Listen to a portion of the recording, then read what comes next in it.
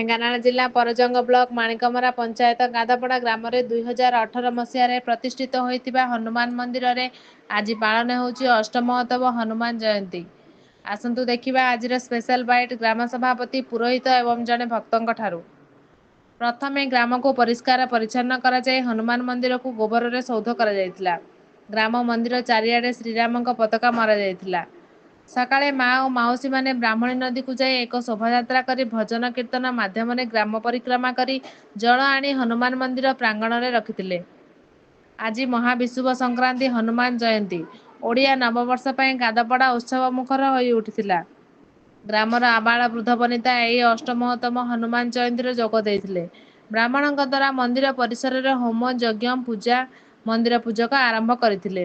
ଗାଦାପଡ଼ାର ସମସ୍ତ ଯୁବବନ୍ଧୁ ମାନଙ୍କ ଦ୍ୱାରା ଦହି ସରବତ ଥଣ୍ଡା ପାଣି ପ୍ରସାଦ ସେବନ ଯୋଗାଇ ଦିଆଯାଇଥିଲା। ଦୀର୍ଘ 8 ବର୍ଷ ଧରି ଏହି ଗ୍ରାମର ହନୁମାନ ଜୟନ୍ତୀ ଅନୁଷ୍ଠିତ ହେଉଛି। ଗ୍ରାମ ସଭାପତି ଶ୍ୟାମଘନ ସାହୁ, କୋଷାଧ୍ୟକ୍ଷ ମାମୁଲି ସାହୁ, ମନ୍ଦିର ପୂଜକ ଭଞ୍ଜପତି ଆଜିର ହୋମ ଯଜ୍ଞରେ ଉପସ୍ଥିତ ରହିଥିଲେ। କର୍ତ୍ତା ଭାବରେ ବିପ୍ରବର ସାହୁ, ଅନ୍ତର୍ଯ୍ୟାମୀ ବେହେରା କାର୍ଯ୍ୟ ତୁଲାଇଥିଲେ। ଆଜି ପବିତ୍ର ହନୁମାନ ଜୟନ୍ତୀ ଅବସରରେ ଗ୍ରାମର ଯୁବବୃନ୍ଦ କାଳିଆ ସାହୁ, ବଳରାମ ସାହୁ, ଟୁକୁନା ସାହୁ, ଅଶୋକ ସାହୁ, ରିଙ୍କୁ ଖିଲାର, ସଞ୍ଜୟ ସାହୁ, ବିଷ୍ଣୁ ସାମଲ, ଏକଇ ସାହୁ, ପୂର୍ଣ୍ଣଚନ୍ଦ୍ର ଭୂତିଆଙ୍କ ସହିତ ଗ୍ରାମର ସମସ୍ତ ଯୁବଗୋଷ୍ଠୀ ସାହାଯ୍ୟ କରିଥିଲେ। ଆଜି ସନ୍ଧ୍ୟାରେ ମଧ୍ୟ ମନ୍ଦିର ପ୍ରାଙ୍ଗଣରେ ଭଜନ କୀର୍ତ୍ତନ ସାଂସ୍କୃତିକ କାର୍ଯ୍ୟକ୍ରମ ହେବ। ଢେଙ୍କାନାଳରୁ ଦେବାଶିଷ ସାହୁଙ୍କ ରିପୋର୍ଟ, ଓଡ଼ିଶା ଦର୍ପଣ ନ୍ୟୁଜ୍। नमस्कार, मो देवाशीष साहू ओडिशा दर्पण न्यूज तरफ आसिकी आज पहुँची ढेंकानाल जिला परजंग ब्लॉक माणिकमरा पंचायत गादपड़ा हनुमान मंदिर में।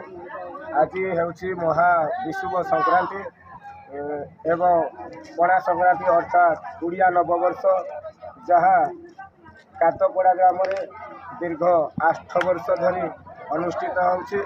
आज यही हनुमान मंदिर प्रांगण में प्रबल भक्तों समागम रे ग्राम सभापति आह्वान क्रमे युवगोष्ठी आह्वान क्रमे सुरखुर कलश यात्रा ठारू आरंभ करी होमयज्ञ एवं संकीर्तन प्रसाद सेवन पणा पानी दही लसी समस्त बंटन कार्यक्रम धीरे धीरे चली। संध्या बेले आज भजन कीर्तन समारोह हेबो बोली आशा रखा जायछि। अनुष्ठान टी को आग को बढ़ावा समस्ते एकजुट हो केमिति रहिबे आज ग्रामवासी बृंद माने आम पाखरे अछंती पचारि बुझिबा आज हनुमान जयंती केमिति कौन पालन होउछि एवं आग को केमिति एवं जड़े भक्त को पचारि बुझिबा। आज्ञा आपनकर परिचय टिके दियंतु। आज आज जहाँ भल है आज 8 वर्ष हेलाणी लोक एमती चली